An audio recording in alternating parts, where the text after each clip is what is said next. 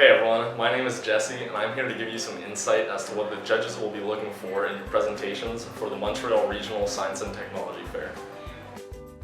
The biggest thing the judges will be looking for in your presentation is scientific value. Now I'm going to give you a few questions that will help to guide you in the right direction.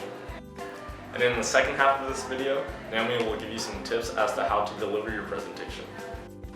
The scientific value for a design challenge and experimentation project are quite different. Let's start with a design challenge. The first thing you'll want to do is to identify your problem. Tell them exactly what your problem is. Next, you'll want to make sure you have clear background information and know exactly what the limits are to the experiment you'll be fulfilling. You'll also want to set some objectives. How are you going to solve the problem and where are you going to get out of this? And lastly, you'll want to understand the principles in your experiment. That means identifying them and knowing exactly what they are. The second part is searching for a solution. Ask yourself, is your solution innovative? Is it original? Introduce new ideas and research on what people have done on this topic before. Is your reason for performing this solution justified? Give your because statement. Why are we doing it this way? Because such and such. The third part is the design. Make sure your schematics are legible and ensure everything is there. That means labels, scales, legends, and anything else you can think of. Next, are your solutions optimal? Will this solution give you the best result? You'll also want to take into account the appearance of your finished product. Does it look sturdy? Does it show craftsmanship? And last is functionality. Does your product actually work? And does it work well? The fourth part is the analysis of the product. You'll want to make sure your evaluation criteria are relevant. When you present your product, you'll want to make sure the performance is well demonstrated. Last is to make sure your explanations are consistent. You'll want to make sure they line up with your solutions and principles. And the last part is summary. How do you meet your objectives, and did you solve your initial problem? Is there any way you could think you could have improved on your design? And if so, what advice would you give to someone trying to replicate it? Think of the possible uses for your product. Where could you see someone using it? Next, I'll talk about the scientific value for the experimentation project. First, just like the design challenge, you'll want to identify your problem. Is the problem you're trying to solve well understood? Is it original? And has anyone else done it before you? Is your problem well defined? State any relevant info about the given phenomenon. Are the objectives in your experiment clearly stated? What are you trying to do? Next is to establish a working hypothesis in the if-then format. What do you expect will happen? Next is preparing and following up on experimental protocol. Are your variables under study well defined? Or are your dependent and independent variables? What units are they in? Things like that. Is your experimental protocol well described and laid out? Do you choose an innovative approach to your problem? By innovate, I mean something different and something that's never been done before. Last is experimentation. Talk about all the lab equipment you used and the handling procedures you followed. Did you wear goggles? Did you wear protective gloves? Or did you use a fume hood? Talk about how you collected your data. The fourth part is analyzing and interpreting your results. Did the data you collected pertain to your hypothesis? Was it used correctly? Is your reasoning sound? Make a link across your results. Make sure it lines up with your background info. Are your explanations coherent? Is everything logically connected? Make sure everything you've analyzed has a certain flow. Are you using appropriate terminology? Make sure you know all the terms relevant to your experiment. This could be used to describe a phenomenon or lab equipment.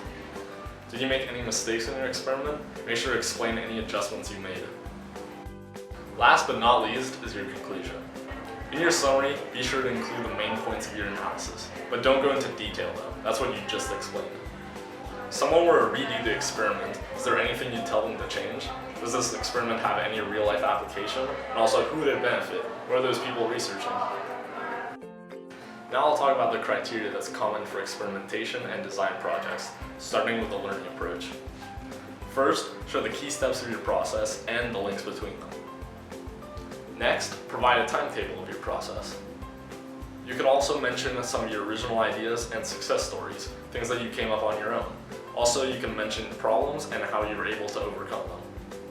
Be sure to talk about your information gathering tools. What exactly did you use? Was it a notebook?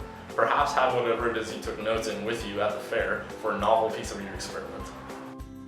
The third part is your written report. Make sure you have all the following sections in your report. These sections include the title page, the table of contents, and make sure you review this one last, because while you're editing, pages may have moved. the introduction to your experiment, the development, the conclusion, and of course, your bibliography. And of course, make sure everything you put in your report is relevant to your experiment. The fourth part is visual presentation. Are your visual aids relevant? Are they going to help people understand? Make sure your display is as attractive and original as it can be so that it stands out from everyone else's. The fifth and last part are your exhibit activities. Is your presentation dynamic? Are you talking about your project with enthusiasm? And especially, are you excited about what you're talking about? You'll also want to be able to interact with your audience. That means trying to anticipate the questions that they're going to ask you and also getting them to your booth and participating in whatever you're doing. And last, that you use the proper terms while talking about your exhibit. And that concludes the criteria that judges will be looking for in your presentation. Hi everyone, my name is Naomi from Let's Talk Science at Concordia, and today I'm going to give you tips on how to ace your science fair presentation. Tip number 1 is passion. This is definitely the most important one. You've worked hard on your project and are proud of what you have done, so make sure that the person you're talking to knows it.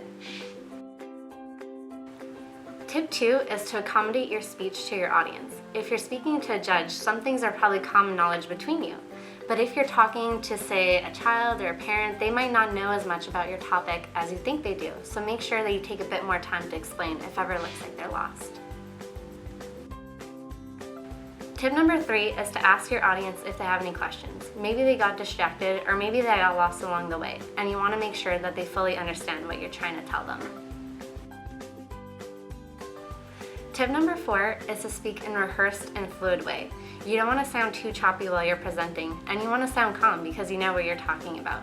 So speaking calmly, slowly, and clearly will help the audience know that. Tip number 5 is to rehearse your presentation with your friends and family. The judge will have maximum 20 minutes at every project, so you want to make sure that your presentation isn't too long and takes up too much time. Tip 6 is to speak loudly, but don't shout. The grounds are going to be busy on the day of the fair, and you want to make sure that your audience can hear you, but not like you're yelling at them. Tip number 7 is to use your resources. So maybe point at your poster or use a demo that you brought. Some of the people you'll be talking to are visual learners, and all these things will help them understand better. Tip number 8 is knowing how to act. So don't fidget too much and don't rock on your heels. Just stand tall with your shoulders relaxed, and don't forget to make eye contact. This is very important to keep your audience engaged. And don't forget to smile the whole time because you're happy to be there. Tip number 9 is to change the tone of your voice. It's much more interesting to talk to someone who isn't monotone, so make sure you don't sound like that. At the end of your presentation, make sure to thank whoever stopped by. So shake the judge's hand and say bye to the little kids. Thanks for listening to my tips today, so do your best and have fun with it.